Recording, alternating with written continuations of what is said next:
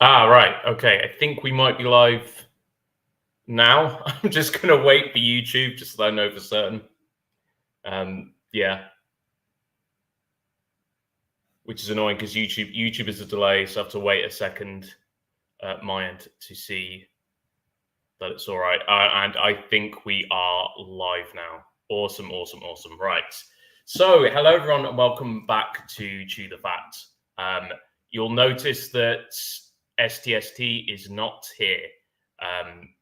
He has some other engagements. He's busy, basically. So I'm going to take over for this particular episode of the podcast. This is not going to be a regular thing.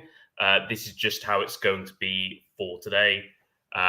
So yeah, like Dave said, be patient. I've not really used StreamYards before like this.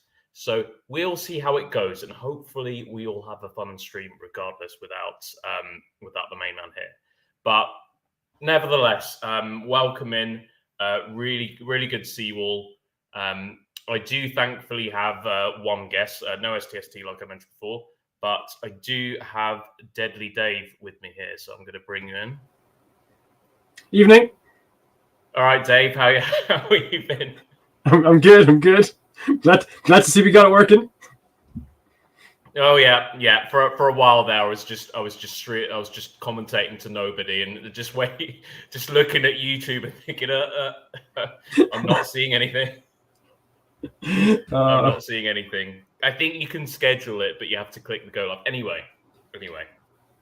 So all those times when you're watching live streams, and the start of it's a mess, and you go, for feck's sake, I do that so much better. Oh yeah. No, I'm actually. The funny thing is, I do technically work in tech, but for some reason, I can still be quite idiotic when it comes to stuff like this. StreamYard is pretty foolproof, though. I think this is famous last words now. God, I hope I don't click anything wrong. But anyway, we are here. No, Rachie STST is busy, so I'm taking over for this particular stream. So yeah, I've got one topic really lined up for today. But before we do that, we are going to go through the news. So if I just share my screen, there's a couple of stories I've picked out. So let me just see. Share my screen. And my entire screen. And the first is this story here. Now, I don't know if you've come across this story, Dave, but this is Ruth Perry. So Ruth Perry was a head teacher who very sadly took her own life, and one of the main contributing factors to that was the fact that there was an Ofsted inspection due. And the school, I'll give a brief rundown for those of you that aren't familiar with how schools are graded. So schools are graded in the UK at least, with a 4-point system. So you've got 4, which is inadequate. If you have inadequate, then that's very bad for a school. You get other people, they take over the leadership of the school, basically. You've got satisfactory but requires improvements. Thank you, Michael Gove. Then you've got good and outstanding. Okay? Good and outstanding is all fine. The others aren't fine. Now, this school was formerly outstanding, and from what we've learned, all indications were that it would be downgraded all the way to inadequate. Which is a very, very big drop and very, very bad for the school. And for those of you that some of you might know, some of you might work in education. For those that don't, that is an extremely stressful thing to be going through. And this latest development is how Ruth Perry has written down some of her thoughts about this inspection. And here we could see, inadequate keeps flashing behind my eyes. She had been head teacher at Caversham Primary School in Reading for 13 years.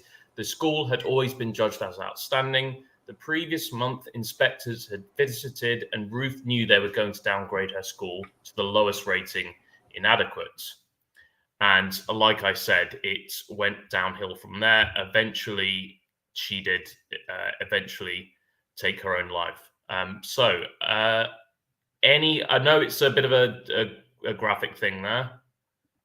It's a little bit morbid, unfortunately, for the first topic. But do you have any thoughts on that, Dave? I'm not sure I know enough about it really at the moment. I have thoughts, but why do you know why why she was sure she was being downgraded? Do we know why she was downgraded so much? Do we know any of these things? I'm not sure. I'm not sure to be honest. I think perhaps the school had been struggling with certain issues. I think schools get downgraded for all sorts of reasons, but I think that that wasn't a small downgrade, though, was it? Like, I mean, that's you're going from that was a big top of the pile to bottom of the pile. Like, I mean, that's there's got to be a reason for that. Like, I mean, there's foul play in the background, or something was really wrong, or I'm sure there was. Yeah. And it says here just that Ofsted decided the school wasn't safeguarding pupils effectively. And because safeguarding is such an important issue, I think that downgrade happens no matter how good the education was. But I think it's the thing is with that story is regardless of what the school might have done, it's always a really bad situation when people end up being suicidal. So I think it's a very, very difficult one because obviously schools do need to be graded, but also it needs to be done in a way that doesn't, just fill all of the members of staff with complete dread and their. But I mean, again, I don't know much about the system, so I could very well be standing in here wrong somewhere. But what I am thinking is that it doesn't matter what system you have in place. If it is to be effective, it needs to be putting pressure on people. Otherwise, it's not effective. And if it's putting pressure on people, they're going to dread it. I mean, that's just how your whole work-life balance goes anyway. Like, I mean, if you're constantly comfortable about every review that's coming around, I don't think you're particularly putting in the effort you could be. You're not pushing any boundaries. You're not trying to like, if you're not getting yourself to a point where you're risking stuff, then I think that you're not pushing far as hard as you need to go. But I think then at that stage, what I'm talking about is not so much like, no, not to the point of risking your life. Like, I don't mean that. I mean more so just every position you're going to be looking at like that is going to have a certain amount of pressure with it. And as a result of that pressure, then what you're going to have is you're going to have, like, as I said, just kind of this terror going into things. Like, I mean, have you ever gone into an interview not terrified?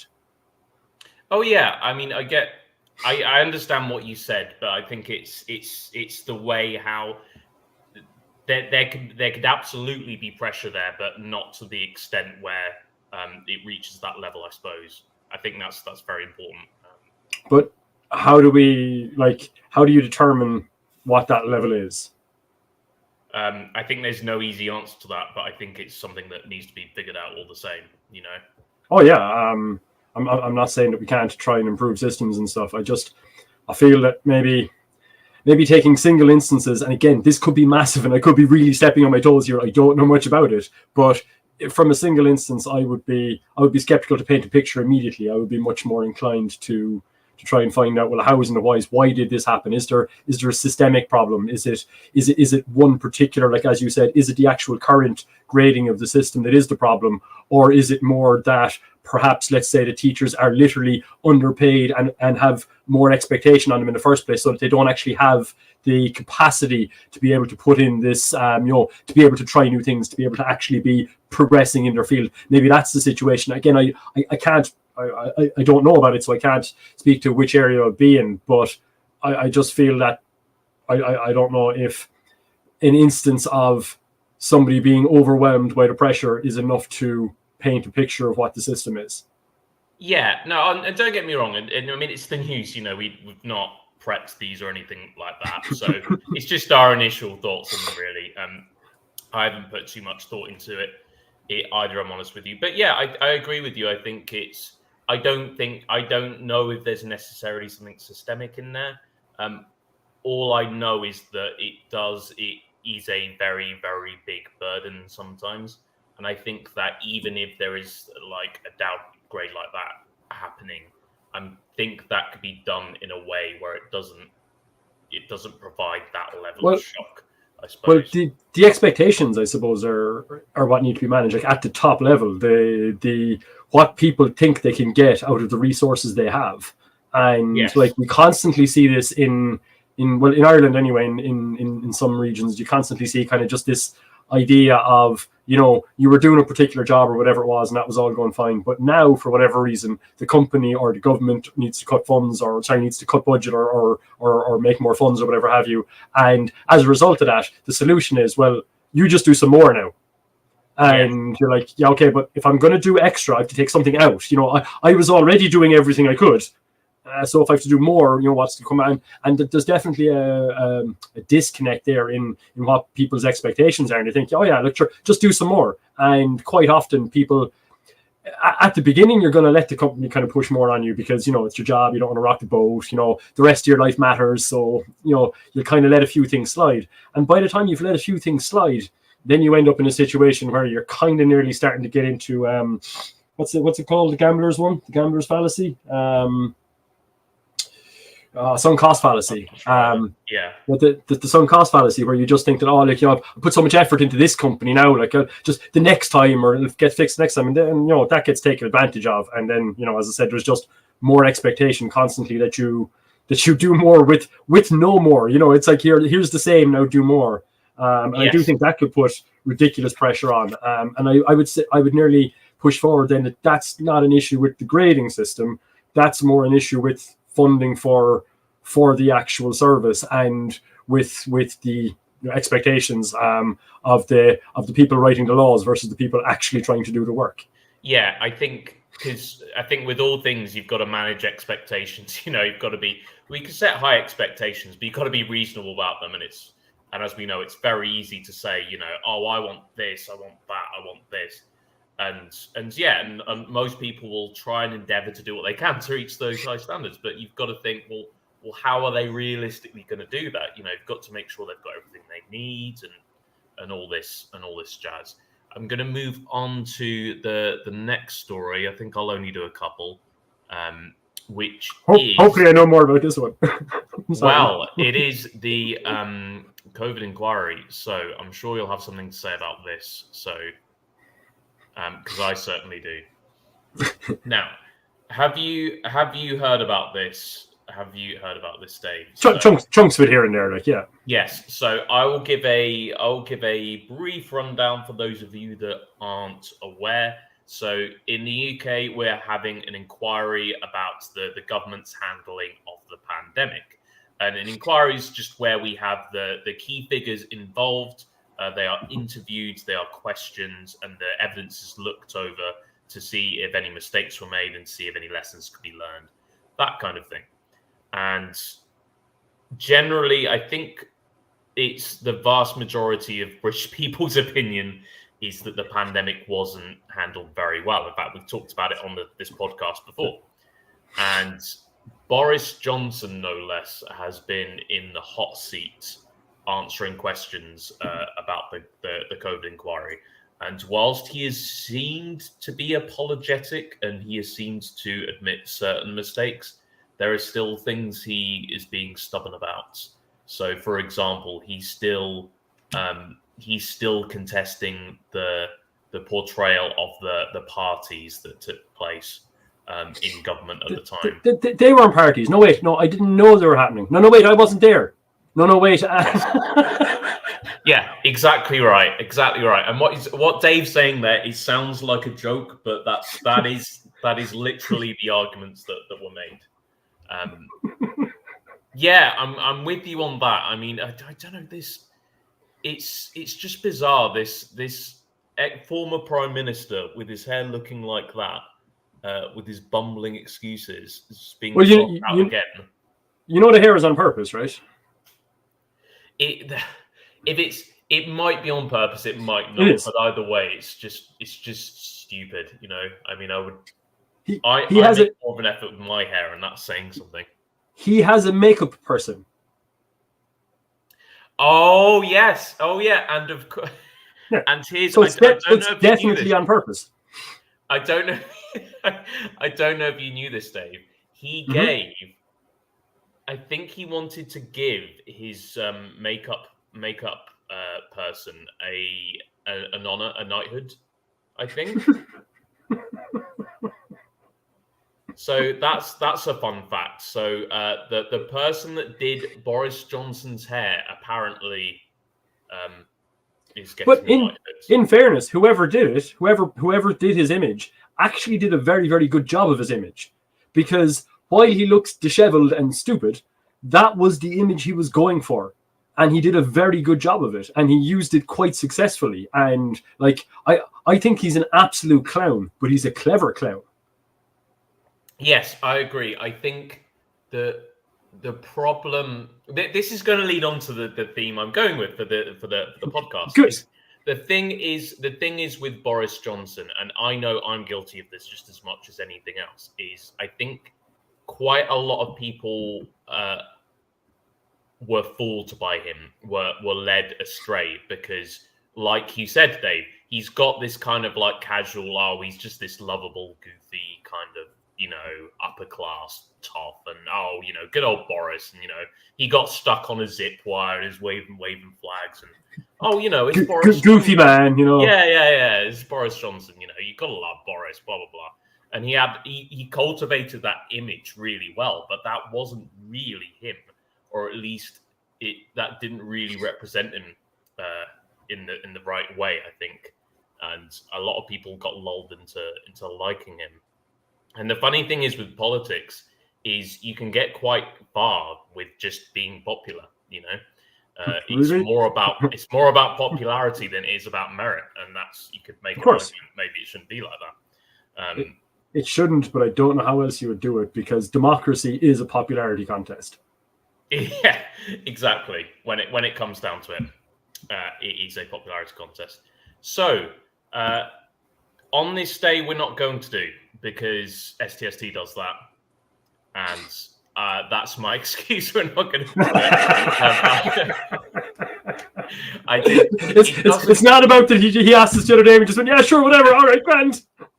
It doesn't necessarily mean that I didn't have the time to actually look up what happened on this day. It doesn't necessarily have anything to do that. But anyway, we do have a fool of the week, and I'm going to lead it on to today's topic, which I'll mention in a moment. But today's fool of the day is someone who I don't know how. I'll be curious to see how many people in chat know of this man. In chat, let me know if you've heard of this guy or not. I reckon most people probably do. But the fool of the week this week is a guy called Yuri Geller. So, who has heard of this guy, Yuri Geller? I'm not going to say anything more than that other than the name. Speaking of chat, and while you're taking a wee pause, don't forget, you're not doing the thing where you pop the chats up on the screen. You have to pop some random chats up at some point, ones you like and such. Oh. Crap! I don't know how you do it. I don't know how you do it either. It's fine, but you have to do it somehow. No, I'll figure it out. Just do that. Oh, there you go. Easy. There you go. Perfect. Easy peasy. Yeah, there we go. So yes, spoon vendor or big fraud. Yes, absolutely, all of those things. I had a feeling that the word spoon was going to come up. Yes. Fool of the day is this guy called Yuri Geller. Now, if you don't know who Yuri Geller is, he is an Israeli psychic, and his whole shtick was he could go and bend spoons with his mind. He would get a spoon, and with his mind, it would just bend off, and he would like the Matrix. All the time. Like the Matrix, but in the Matrix they did it without touching. Now I would argue if you did it without touching, that would be a bit more impressive. If you're touching this, it's still just a trick. But still, let's see. let's see what we. All right, let's see. Let's see if it's a trick. Okay. Because I've got a couple videos. So yeah, this without further ado, I present to you the famous Yuri Geller. So if I share my screen, share my audio, right? Okay, and here we go. This is Yuri Geller. Just be patient. Que tengan paciencia. Melt, derrítete. Derrítete. Very soon, the metal will become soft. Dentro de poco el metal se pondrá muy suave. Yes, the camera will look at it. Just give me time. Melt, derrítete. And you people at home, don't do anything yet. La gente en casa que no hagan nada todavía. So don't do anything, guys. No. Not yet. Que le ayuden. Piensen todos, que se derrita, que se derrita. Yes.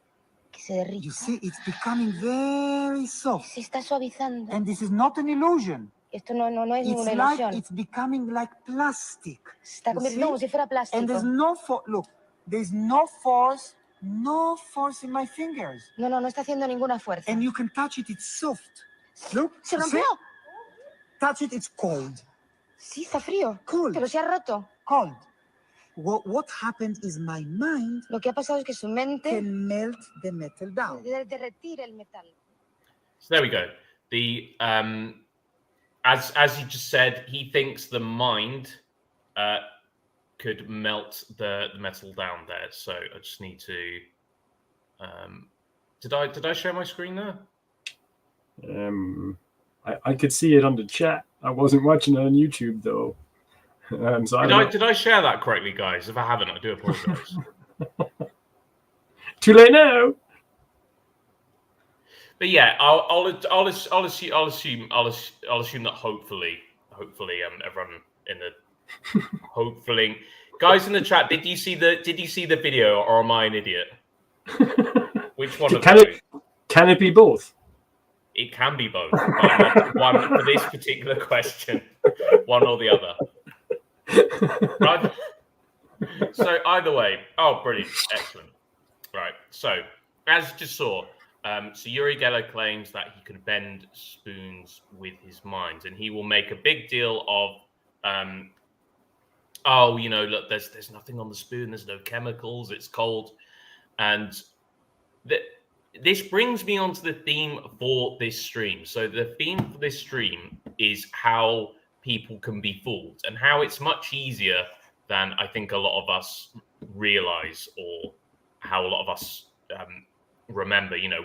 We all tend to think of ourselves as very, rational, and I'd never fall for things. I will always check things. I'm, very logical. But it actually happens to all of us. It happens to all of us all the time. And the reason why... Oh, go on, Dave. I was just going to say, we all think that we're very skeptical and that we don't get fooled very often, which is utter bollocks, because we get fooled all the time, the time. The only times we don't get fooled, they're the times we think we've copped it. The times we do get fooled, we don't even notice. Yes, exactly. And the reason I brought up Yuri Geller was because, and I'm someone that thinks like, oh yeah, I'm super logical. I think I'm intelligent enough. I wouldn't get fooled by anything like that. But I got fooled by that. So he isn't bending spoons with his mind. But when I first saw Yuri Geller, I couldn't figure it out. I thought, well, hold on, that it can't be anything, because I can't see any chemicals. I can't see any sort of trickery. So maybe he does have some sort of telekinetic power. And it was only later on that I realized, it was a trick after all. And for those of you that don't know how that trick works, so the way it works, as I understand it, I'm not. Did you get permission? Did you get permission to tell the secret? Did you get permission to tell it? Yeah, Yuri emailed me just good. Now, so we're all right. Yeah, thank you, Yuri. By the way, if you're in the chat.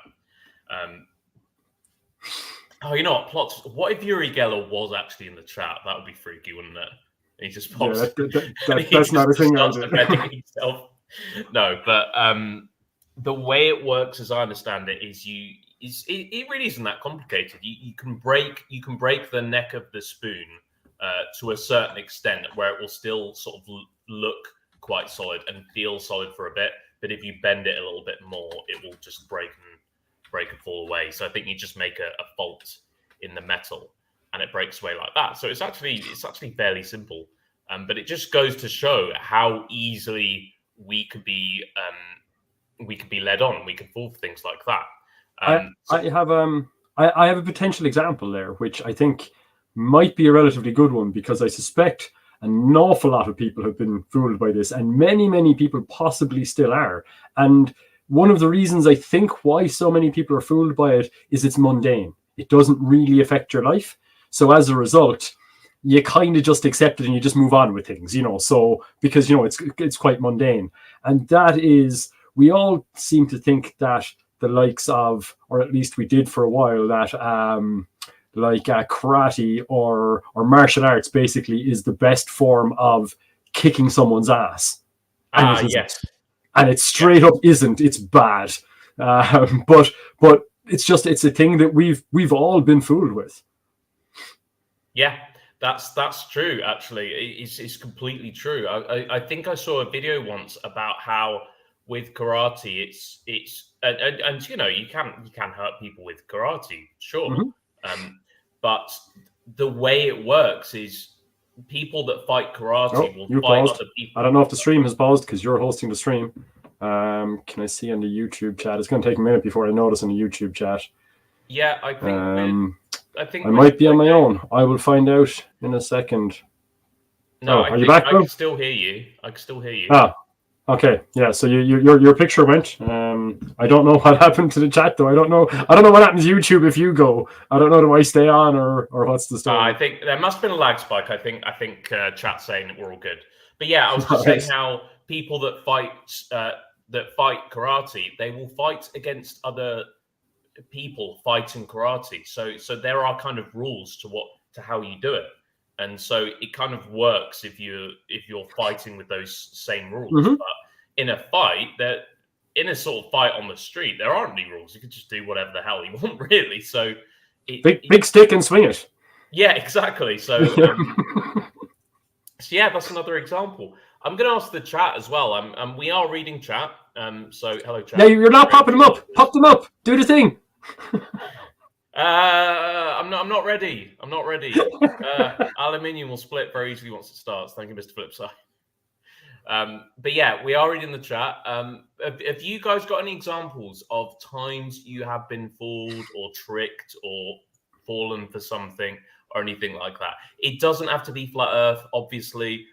Flat Earth is, I think that it got me thinking. The thing that got me thinking about this topic was because I first found this channel based on STST just coming out and saying, oh yeah, look, all that stuff I was saying, for months, yeah, I was just completely wrong on it.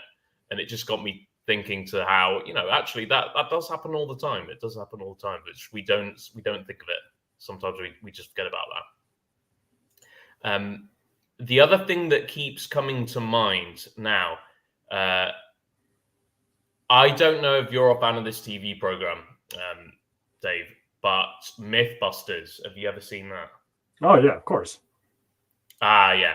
So Mythbusters is that for me, that is such a fantastic program, because the thing is with Mythbusters is they will follow the scientific method, but they will do it with myths, with things that people say that may or may not be true. I think it was really interesting just to hear someone say, well, how is it actually true? How can we test that it's true? And they've done some absolute crackers. One of the ones that I remember, and don't say if you know the answer to this, Dave, at least for the moment. But one of the myths, I'm sure lots of you would have heard about this, is you're on top of a skyscraper, and somewhere in America, probably, because they have these huge skyscrapers, obviously, and you throw a penny off the side, and the penny falls all the way down. So the myth is that penny will speed up and up and up and up and up, and then it will eventually be able to kill someone. Anyone heard of that one in the chat? Anybody heard it? Dave, have you heard of that one? The penny drop, you muted? So I have. I've also seen a Mythbusters episode. I won't say anything yet on that, but I've also seen something more recently since then, which adds another interesting twist, which I don't know if you've seen. So we'll see. I don't think I have. So Okay. I will be interested in that. So, heard of it, never believed it. Yeah, that's fine. It's probing time. I didn't realize it's probing time. I didn't realize your avatar was an alien giving you the finger. That's quite good. I don't think I noticed that before. But yeah, and yeah, it's one of those things that it's kind of believable. It sounds a bit unlikely, but then you don't really know, do you? So you're just left there thinking, could it work? I think it's built on the misconception, I think, that we know intuitively, and we know from physics as well, that if you drop something, it accelerates, doesn't it? It gets faster and faster. So I think that's why people think, oh, surely if it goes faster and faster, eventually it will go fast enough that it will cause enough damage and kill someone. But then, yeah, the Mythbusters did debunk it. The way it works is things do get faster and faster, but eventually they stop going faster. It's called terminal velocity. And for something to cause that much damage, it needs to have enough mass and it needs to be going fast enough. And a falling penny can go pretty fast, but it's still just a penny, and it's just not enough to cause that much damage. Although I think it could hurt quite a lot if it makes it down that far. As far as I know, and maybe I've misconstrued this here, but as far as I know, what the Mythbusters had said about it was the problem was that when you throw the penny, it doesn't necessarily stay on its side. It starts to flip, and because it's flipping, then the amount of surface area for wind resistance to take effect on ends up much larger compared to the mass of the coin itself. So because it's kind of flipping around, that it loses a lot of momentum on the way down. And then I saw somebody doing it recently where they intentionally spun the penny to actually keep it vertical, and that did increase the terminal velocity quite significantly, having it actually spun when firing it. And I don't think kill, but I think could still do serious damage if you manage to spin it properly at the start to actually get it to spin down, versus if you just, as you said, threw it off just willy-nilly and let it kind of just fall down and flutter away. Yeah, exactly. I think it's one of the ones as well that I've heard, from what I've heard at least, and this is from the Mythbusters episode as well, but I think you throw a penny off, and barring what Dave said, where if you spin it like you were rolling it, on its edge, and it keeps going down that orientation, more than likely it will just get blown away from the wind, and some of them don't even reach the center. But yeah, anything like that where we can easily be fooled, it just happens so much more often than we think. Speaking of Mythbusters, another one that I found quite interesting, and this was a movie thing, because movies are fantastic for taking liberties with physics, I should say. One of them that was very, very interesting. I don't know if you've seen this, Dave. And again, I'm not going to say what the answer is, whether it's true or not, or anything like that. They were testing the cliche. You probably would have seen this before in a film, in at least one film. That is, a guy's running away from the bad guys. The bad guys have guns, and to get away from the good guy, finds a body of water, like a lake or river or something like that, jumps into it and swims underwater. Bad guys come up and they shoot. They shoot them through the water. So the question is, will that work? Will you get shot up, or will you be safe? And you're only like, let's say, between 1 or 2 meters under the water, and someone's trying to shoot you there. So has anyone heard of that? And Dave, have you heard of that one? Do you know the answer to that? And you're muted. Yes, I think I know the answer to that. Yeah. Right, okay. Because that one, yes, I've seen that episode as well. So that one was very interesting, because again, it's funny how sometimes things like that don't work in the way you expect. So at least from what they found in the episode, is that actually it provides pretty good protection, because what happens is you'll shoot into the water and the bullet slows down so much as it goes into the water, because it's a lot of resistance, that the bullet itself gets torn up, and it most of the time it doesn't actually reach the body or reach the target. So that one does actually doesn't diffraction happen as well? Basically, the change in medium causes the bullet to change in trajectory. So if it was aiming at you when it hits the water, by the time it gets into the water, it's not technically aiming at you anymore, because the change in medium density has changed the trajectory. That's true. Yes, that's another thing. So that's another thing to look at. But yeah, I find that all that stuff fascinating. Debatable D is trying to make sure we get him here. If you're very shallow, say less than 30 centimeters, and the bullet is subsonic, then you could get hurt. Sonic bullet breaks up. So if we couple of conditions, if we get it right, then we can make sure we kill him. Yes, assume no friction, assume no. It's like I think people have joked about physicists about that, where you could just assume this, assume that, and just. No, but I don't think he means there the assuming it. It's the fact that he's suggesting it goes subsonic that will prevent the bullet from tearing up, because it isn't carrying as much mass or much velocity into the water when it hits it. So the bullet itself won't tear up, and as long as you're only 30 centimeters deep, it'll probably still hit you. Don't know how fast it'll hit you at that point, but yeah. So we have a few conditions there to actually manage to kill someone. Yeah, and a lot of I like the discussion going in chat. Probably depends on the velocity of the bullet. Yeah, I agree, and that's the fun thing about science, is that you've got these questions. You've got your initial question, which is, would you get shot? And the answer is no. And you think, oh, that's interesting. But then that brings with it lots of other questions, and you can ask those. And you think, oh, okay. Does it depend on the type of bullet? Does it depend on how fast the bullet's going? Does it, all of them. Does it affect, what about the angle that it goes into the water? And each of these you could test if you wanted to. And who knows? Who knows what you find out? That's the fun thing about science. I was going to say, but that's an interesting point, actually, just while you're on saying that. When we are testing stuff in science, you got to make sure, like, as you said there's tons of different factors that can affect it. And as you were starting to go down the road a minute ago with the comment was, let's assume this, let's assume that. And this is something that I often find, and not to bring the stuff back to conspiracy theorists, but this is what I find often with conspiracy theorists, is they don't understand that when you're saying, let's assume this and let's assume that, what you're doing is you're trying to, at the point, get a few variables to be static and just hold them steady while you test the others, and then you come back and one at a time you test your assumptions. So it's like, yeah, I have to make some assumptions at the start because I can't test everything all at once. That doesn't work.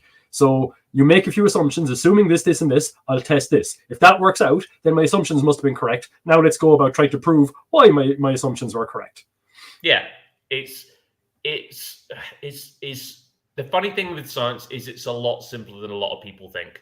And it's easy to fall into that trap. So, yeah, like Dave was saying, you're doing a test, you change one thing at a time. Why do you do that? So that you can tell that, oh, if something is changing, then it must be the thing that I've changed. And it's as simple as that.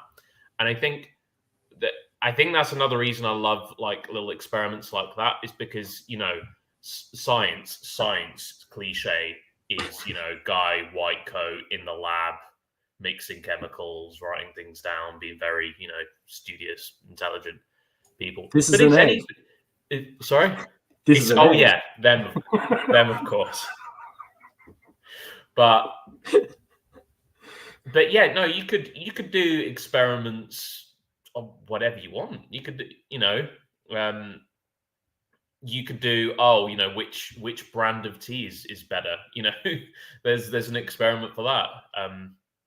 Yeah, but I'm going to put you on the spot, Dave. Actually, can you think of any time that you've been fooled and you think look back at it or think back at it and think, oh, that Well, yeah, I actually spoke about it specifically on this stream before because it is literally the time where I was literally on the cusp of this whole flat Earth thing as well. And I don't think I would have fallen as far down the rabbit hole, but I think that now. How do I know? But what was for me was just at one stage, again, YouTube was suggesting stuff at the time. So I came across some video about somebody asking, why had we not returned to the moon since we first went to the moon? And I went, oh, yeah, that's a good question. Why haven't we? And then I went and I rang up. I was speaking to one of my mates later on that day, and I said it to him, like as if, we hadn't. And I was like, why haven't we been? And he just berated me instantly and just said, we have, you idiot, about 9 times. And luckily for me, that was enough for me to go, oh, Jesus. And then I looked it up and I was like, oh, my God, I was such an idiot. But I had seen this and I, for whatever reason, took it on board immediately that it was correct. One video, I just saw a thing, and I don't know if I was having a bad day or if maybe I was just bad at the time. I don't know what caused it. But yeah, I saw one video which had immediately swayed me when it shouldn't have had. I absolutely should have checked it out. And I didn't. And as I said, I went and I said it to one of my friends, and luckily he took the absolute mick out of me. And he kept it up for a while, actually, which was only good because that made me be a little bit more conscious all the time, especially anytime I was talking to him. If I was ever going to tell him anything again, I needed to make sure it was true because I looked like such an idiot the previous time. Yeah, but I think that's the thing, because you're quite a logical guy, and you know about this kind of stuff. I would think, I wouldn't have thought that you'd fall for something like that. But it just goes to show that it could absolutely happen to anyone. And that first video there, I'm sure that's very common for a lot of people, where it's just that little foothold, that first little chink in the armor, I think, because from there easily you could just YouTube binge, couldn't you? Because I do that all the time, and you just click through. Oh, that was interesting. Let's watch something else, and the next video will build off of that first one. Well, what if the friend I spoke to that day was a different type of friend? What if that friend didn't have the wherewithal to tell me, shut up, you're an idiot? And what if they just gone, oh my God, yeah, and then said to me, how do you know that? And then I told them the same video, and I passed them on the same video. So now they watch the same thing as me. So they probably draw at least a similar conclusion to me, if not the same conclusion. And now the two of us talk about it, and we both confirmed to each other that we're correct. And then after a while, as you said, you just keep ending up looking for. It's more comfortable to find positions that agree with you. So when you find one that doesn't agree with you, it becomes uncomfortable. And if you're just doing it for fun, which is all I was doing at the time, I was just watching YouTube for fun. So if you're just doing it for fun and something's uncomfortable, you'll change. You'll move away. It's like, why would I do that? And to me, I think probably, now that I think about it, that probably had more of an influence over me than I recognize, or than I'm admitting to myself, like, because I did become, as I said, then quite draconic about trying to be skeptical then after that point, like, and yeah, like I really tried to make sure I was questioning stuff, because I did feel like, oh my God, that was too easy. Like I was off the beaten track way too easy, and it was only a few hours, but it didn't matter. I mean, had circumstances been different, had things been different, yeah, it could have been different. Yeah, I think that's true, because I think I think that it's we always overestimate. We tend to overestimate, our abilities sometimes, and I think it's worth keeping your guard up. And it depends. It absolutely depends. And you're right. I think if the circumstances have been different, then yeah, maybe you could have, or maybe a friend didn't sort of go into it, but maybe a friend was just like, oh, I don't know, whatever. Yeah, that might have been enough as well. Yeah, exactly. And it's not discouraging. It's not going along. It's not going along with it, but it's leaving the door open, isn't it? So that's why I think you don't have to get into this heated debate with everyone. Of course you don't. But I think it's healthy to call people out. If you can, even if it's just like I've done it a few times where I think I'm not sure about that. And I'm not asserting, I'm not saying, no, that's BS, that's wrong. I'm just saying, are you sure about that? Or maybe or I don't understand what you're currently telling me. Can you explain it to me like I'm dumb? Yes. And if they can, great, then you have an explanation. If they can't, then you're like, well, If you can't explain it, are you sure you know it? You know, have you just heard somebody else? But that leads me into something I was going to ask you then, right? So I think we have, as I said, we do have a huge, huge misinformation problem. I think the misinformation problem stems from, we made the leap a number of years ago from what would have been kind of mainstream media, where TV stations, radio stations, and newspapers and the like were all at least somewhat company controlled, where they had shareholders and they had people that didn't want to be embarrassed and so on. So there was checking done to make sure you were at least able to defend what you were saying, even if it wasn't necessarily true. There was a lot of checking done to make sure that you could at least stand over it, because again, shareholders and money and all that sort of stuff. And then what happened was we got into the era of YouTube and other social media platforms, and we ended up where now anybody can say anything on a media where we're used to seeing something that's vetted, and it now doesn't have to be vetted anymore. Like, even if the vetting wasn't great, it was at least vetted somewhat, whereas now there is no vetting whatsoever. And then what ended up happening then is, as the likes of Twitter took off, and we ended up seeing situations where the media outlets could not gather the news, vet the news, and make some broadcast about it fast enough, because Twitter had it out immediately. So they also had to have it out immediately. So then, unfortunately, they start sacrificing their vetting. So now what you end up having is, now the mainstream media aren't vetting anymore either. And the question that I'm trying to lead into then with that is then, so how do we know what to trust? That's a question and a half, isn't it? I think we have to build that up by ourselves. I don't think there's an easy answer for that. We have to be able to discern the truth to a certain extent.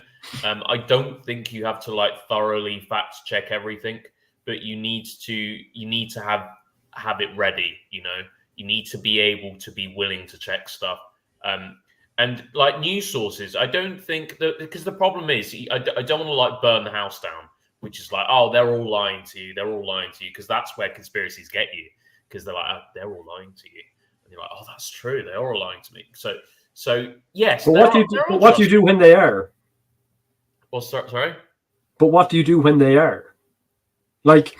Maybe not necessarily all of them, but I don't know.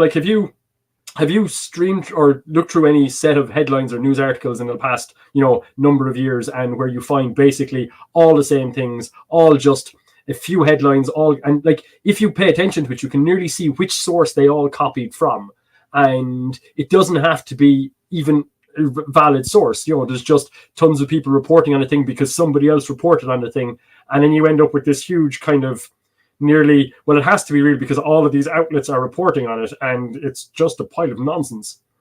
Yeah, but I suppose that's where you've got to recognize that, right, the person that's talking about that, are they the primary source, or are they talking about something that someone else is talking about? If you can realize that, then you could hope, usually trace it back to, oh, it was this post that they were talking about, or it was this interview, or there was usually something there's usually a seed, even if there's this massive tree of nonsense that people have written about. So I suppose it's to find that, but you're right, it is very, very, very hard. And the more we advance scientifically, just the harder it becomes, because we just create more and more ability to, not only do we create more and more ability for more and more data that we'd have to know about, but we also make the tools to fake the data more accessible, cheaper, easier to use. I don't know if you've seen much of the stuff with basically AI now taking images of people and being able to use wireframes to actually animate the people from images. We're getting to a terrifying time where you can be sitting down and you can be watching somebody say something, and you can watch them say it, and you still can't be sure they said it. Yeah, I think that's when there was that discussion about AI. I think that's something I was going to bring up actually, but I forgot to. I think the one of the things I'm probably most worried about with that is faking and forgery. But yeah, I think it's weird because it's like from opening everything up, and there's been lots of advantages to that. It's worth remembering. There's definitely been advantages. So now, like, it's gotten so many ideas and people that before you wouldn't have heard about at all. You know, all these perspectives, all these different people, and now we get to hear from them, which is awesome. You know, it's been a really like liberating thing. Don't get me wrong. I absolutely love YouTube. Like, I mean, anytime I want to learn something, I'll check if there's somebody showing it to me how to do it on YouTube first. Yes. I think, but you're right. Yeah, the downside is there's no checks in place, and yeah, misinformation can very as we know very easily spread. I think I'd agree with the Rocket Couch here. That yeah, go on. What you laughing at? But he says that it's all about educating ourselves, and I think that's easier said than done, because I think it's something that we didn't necessarily need to do before that much, but I think now we need to actively put work into trying not to fall for stuff, you know, which I don't think before you needed to do. But we still do need to educate people on how not to do it. So sorry, yeah, what I was just laughing at there was it's a comment there from Spiegel saying, you know, oh fuck Veritasium, and I'm not sure exactly what they're referring to that in, but I was going to suggest that earlier at the end of me saying that I realized that maybe that time being fooled influenced me more than I thought. I used to watch Veritasium. I really enjoyed his videos. I especially like that little tune that he used to put in right in the middle of the video. Absolutely fantastic. They were some of my favorite videos on YouTube. And then I watched one that he lied to me in. And I have qualifications in the field he was talking about, and I know he was lying. And then he got called out on it. And basically it became obvious to me that he was, you know, I mean, and I suppose you can't fault him for this either, but he's doing what gets him clicks, because, you know, that's what makes him money. So of course he's doing that. But as a result of that, he ends up not being as, you know, the motivation is maybe not what we might want the motivation to be. And as a result of that, the time I found out he had lied to me, I've watched one Veritasium video since because I got goaded into it, but I haven't watched any others, and I don't intend to watch them again because he lied to me. Yeah. But I think that's the thing. And I've seen that happen with a few YouTubers where they're science channels, and they're very popular, and they put out a lot of good stuff. But yeah, you're right. It's the problem is we can let ourselves get fooled very easily because we're so used to it. Conditions us, doesn't it? Because we're looking, all this really good content, really educational, and that they know their stuff. But that doesn't necessarily mean that they're going to keep putting lots of accurate stuff out there. And it's like you said, you know, we don't know what their motivation is, because if it's just views, then they wouldn't necessarily be bothered by putting out some that's it. And I suppose I should say at the same time as well, if you're just watching Veritasium because you think it's enjoyable and that's all you want to do, like, I mean, I love watching sci-fi, you know, so everything doesn't always have to be honest for me. But that's not why I was watching Veritasium. I was watching Veritasium to learn stuff. And as a result, once I felt that I could potentially learn stuff that's not correct, I didn't want to go there to learn anything anymore. So I suppose, yeah, like in that sense, it's not that you know, you should always check everything all the time and you can't ever do anything that isn't, like, you know. But yeah, for me, the reason I was watching his stuff was because I was learning and I enjoyed the learning. And when I thought that I could be learning wrong, it was like, well, I got to stop then.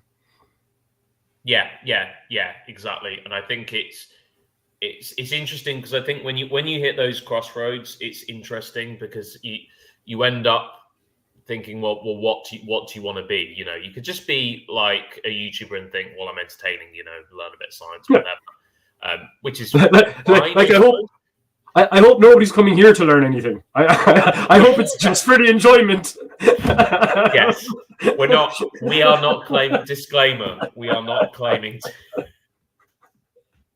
I learned this on Chew the Fat. You get someone just trying to shoot people in a river or something like that. Yeah, don't try it at home. But yeah, no, I get what you mean. But then you've got that road, and you've got the integrity is paramount road, and Mm-hmm. and yeah, it is important. But I think the good thing is you can spot that, you know, and yeah, it's happened. I'm gonna mention a very popular name here, and I'm not insulting anyone here. I think you might know who I'm gonna mention here, but Simon Dan, for example. Okay. You know, great YouTuber, don't get me wrong, great guy, does lots of great debunking flat earth content, but science content not always where it needs to be, in my opinion. I think he makes videos that are more watchable than they are accurate at times, you know. I have similar opinion, but what I am saying is perhaps on a channel that is Sikhs, who I believe is friends with Dan. Maybe we shouldn't do any Dan bashing when he's not here. You know, maybe that's just not. Maybe that's not the right thing to do. These opinions do not represent STSD. Okay, okay. These are not the opinions of Sikh. Yeah, fair enough. No. Just again, I don't want him coming back and being really mad at us. Or just start little fires here, there, and everywhere. But no. It's like Simon Dan's completely fine. But yeah, like I said, there is a difference. There is a difference between. I was going to say, I suppose if you actually want to know what my opinion on Simon Dan is, I have one video on my channel, well, 1.5, and that video is debunking Simon Dan. So, yeah, exactly. And I think, and to be fair, I think Simon Dan isn't I don't think that's the point of his channel anyway. I don't think he's ever like really dived into the science that much, and that is no offense to him, but he's more of a debunker, I would say, just a casual sort of debunker, in my opinion, anyway. I feel very uncomfortable, sort of like going against someone that is very popular in the community. I know, but maybe let's stop that. Yeah. No, it's fine. I'm sure it's all fine. Unless it's not fine and I'm in trouble, I don't know. Well, we'll find out. Yeah. Tune in next week. Tune in next week. SJSC's going to be like, oh, but Bill's not going to be able to make it this week. we had to have a wee reshuffle. Yeah, we just rearranged some things, and it's Simon Dan taking my place or something like that. No, it's all good. But yeah, I don't know. There are some YouTubers that I think they really focus on the science and they do that bit really, really well. And yeah, I think I like those more than just the sort of more clickable, more entertaining, but sort of more casual stuff. Not necessarily Simon Dan, but you know what I mean. Or Sir Sick, who just takes the piss out of everyone, including himself, so it's all fine. I don't know if you're a fan, but I'm a big fan. Yeah, Sir Sick. I've not worked Sir Sick, but Creaky Blinders a good example actually, where he doesn't really go into the science that much, but then that's not really what his channel is about. So I think it just depends. You know, it depends what your shtick is. Yeah. It's not handsome, smart, and good at the sex. It's handsome, famous, and good at the sex. Are you talking about Dan? No, that's Sir Sick. If you look at Sir comment there. Yeah. Yeah, Richie, again, I'm waiting for that to happen. again, nothing against anyone in the community. Nothing against anyone in the community. How to tank a YouTube video in 1 hour? But no, it's all good. It's all good. We gotta be willing to criticize each other though. Sometimes, you know, if we don't, then well, of course.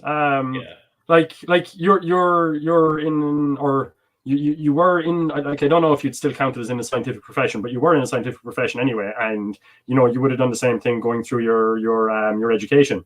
But like, I mean, yeah, like questioning is not only acceptable, it's required. Like, you know, I mean, if I put forward an idea and I say, right, you know, so you know, somebody tell me what's wrong with it or critique me or, you know, give me questions about it or whatever, and if nobody speaks, that's the worst. You know, that, like, sure, I it's great if somebody says something nice, but usually if somebody kind of says something nice about a thing I'm doing, I'm like, yeah, okay, great, thanks very much, stop now, right, tell me the problems so I can go and fix them.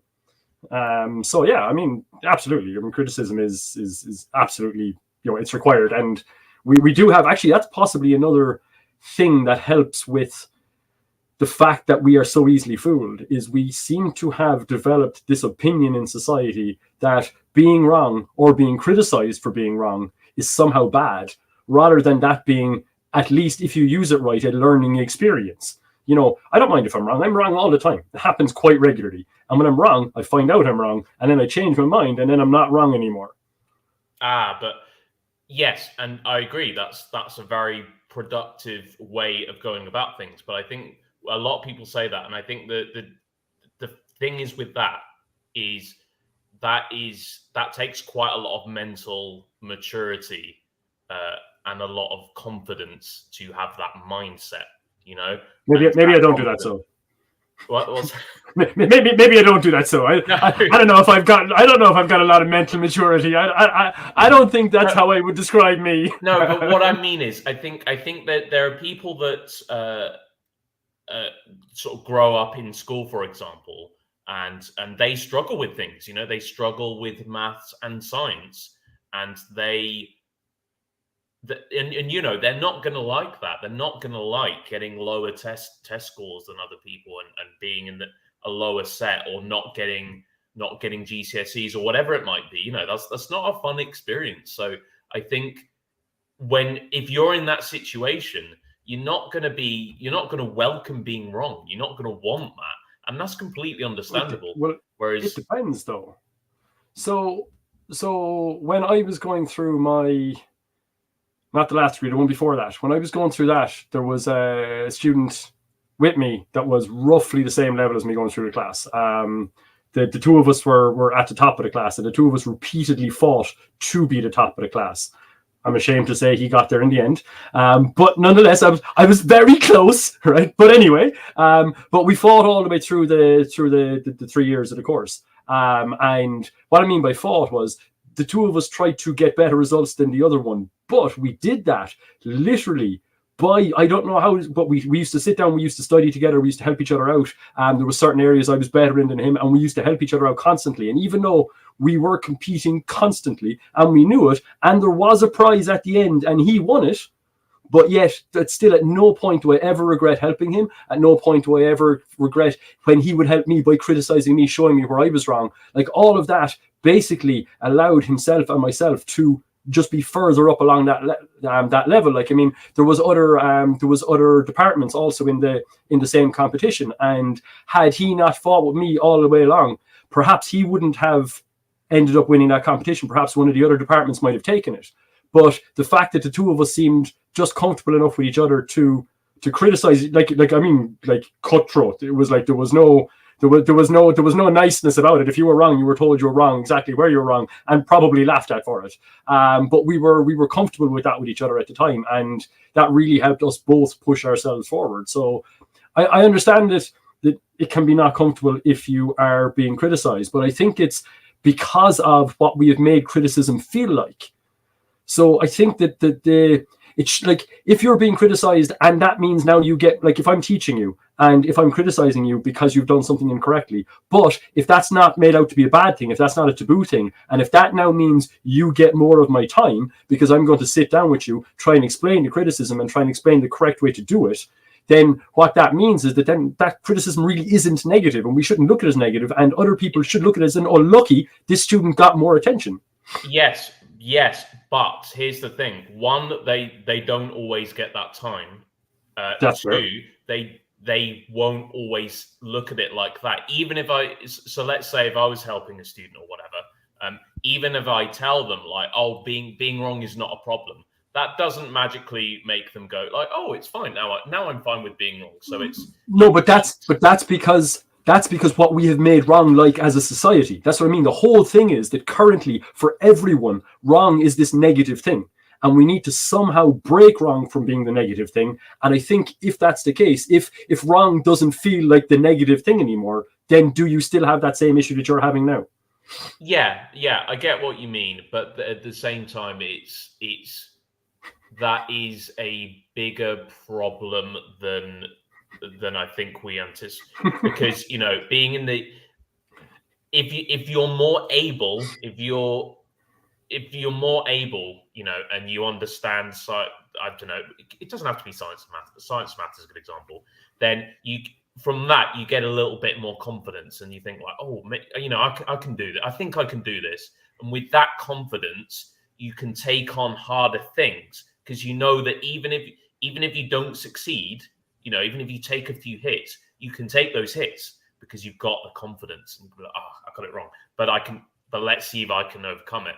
Whereas if you're weaker, you don't have that confidence. So it's almost like armor. You've got no armor, so you can't take those punches. So instead of being able to take them and keep going, you just take them and you just deflate, and it's really hard to lift yourself back up if you get what I mean. A friend of mine, his missus, excuse me, his missus was a primary school teacher. And what she used to say was what she used to do for them was good news, bad news sandwich was what she would call it.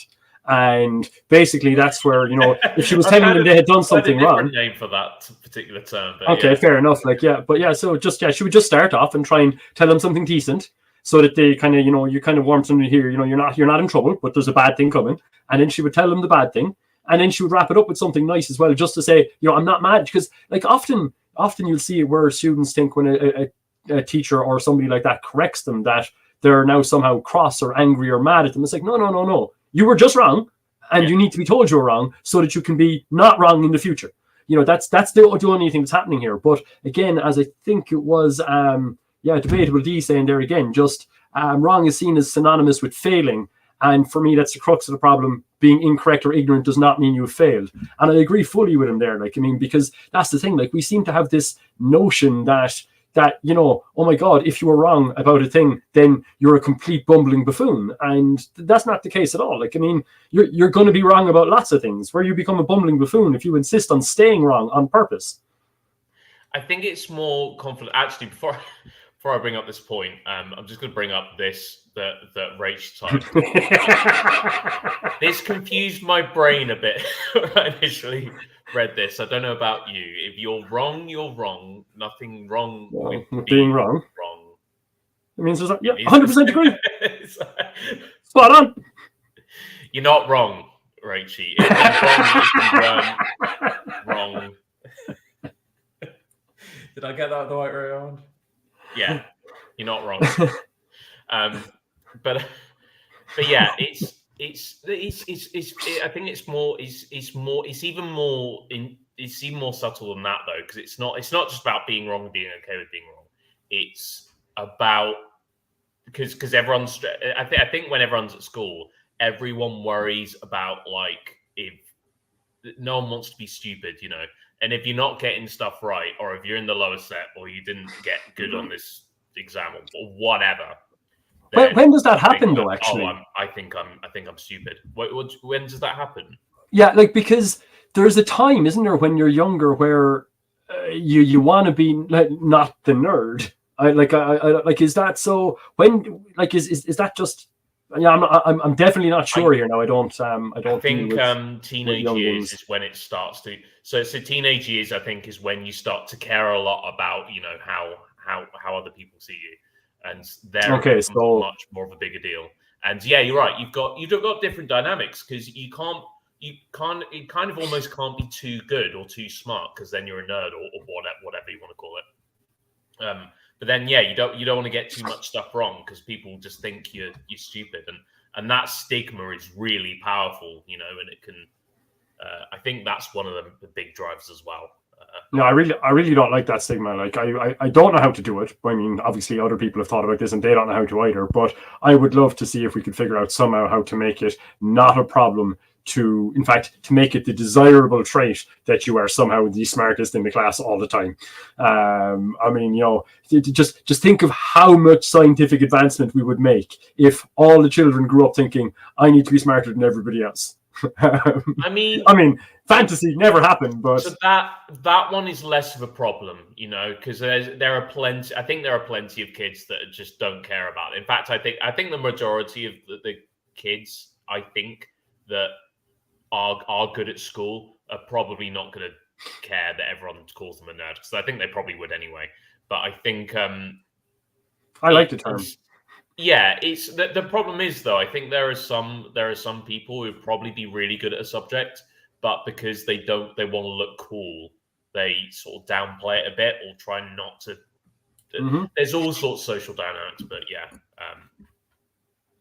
I'm rambling at this point, but I don't know. Maybe that's the point of the podcast. I was going to say, yeah, I think we've been rambling since about 9 o'clock. Yes. Yeah. Maybe that's the point. Maybe that's the point of things. Yeah. But yeah, I think we might leave it there. It's usually an hour. I think we go for it. Sure. I don't know. Yeah. Have we fulfilled our obligation? I don't know. Do you have to ask the boss? Just like. As I say, can we go home now? Please, sir. STST is busy. Probing time. STST is busy, so we've taken over. I suppose. Let me actually just say why. So to bolster them up a bit, we'll try and rescue the stream we possibly destroyed earlier.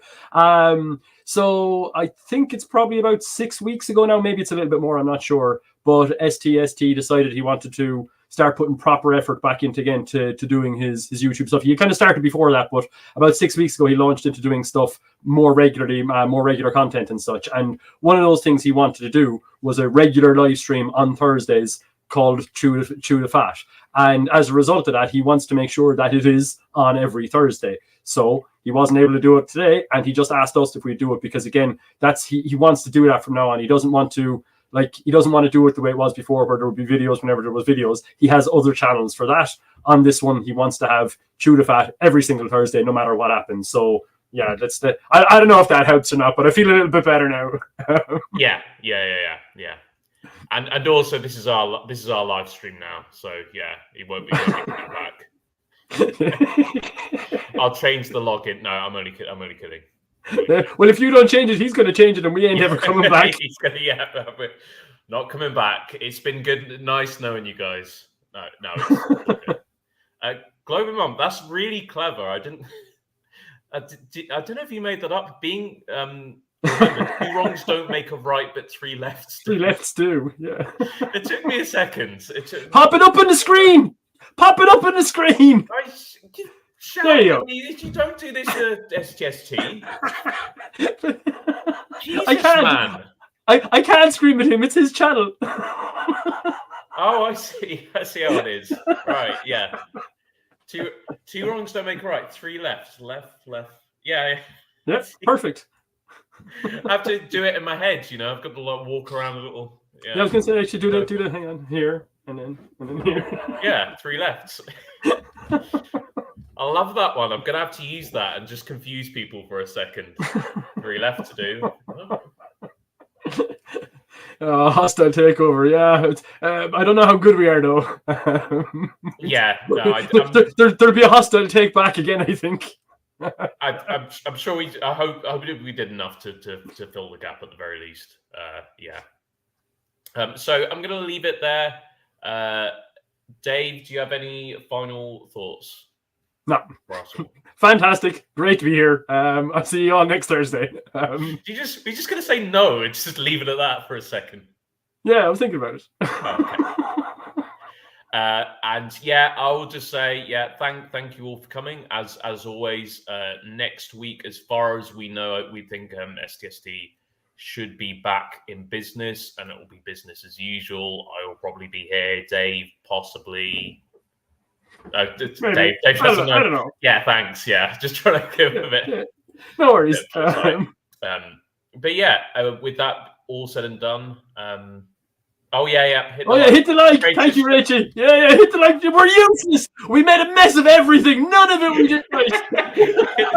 hit the like button, subscribe. Yeah, subscribe and do the YouTube things and go back and tell all those people who were watching earlier to come back for a minute. We did none of it. It's my first date. It's my first. I'm so sorry. It's my first come date. here. I'll take responsibility for that too. I could have also said that and I did not. Yeah. Yeah. Is it hit the like or the dislike? No, hit the like. Yeah. It doesn't matter. Apparently, it's all engagement. Hit any of them. Hit them all. Hit one of them and then the other one, and keep going back and forth. I don't know. But yeah. Anyway, it's been very nice to chat to you. Hopefully, we did an all right job. And we will see you next week. See you later, guys.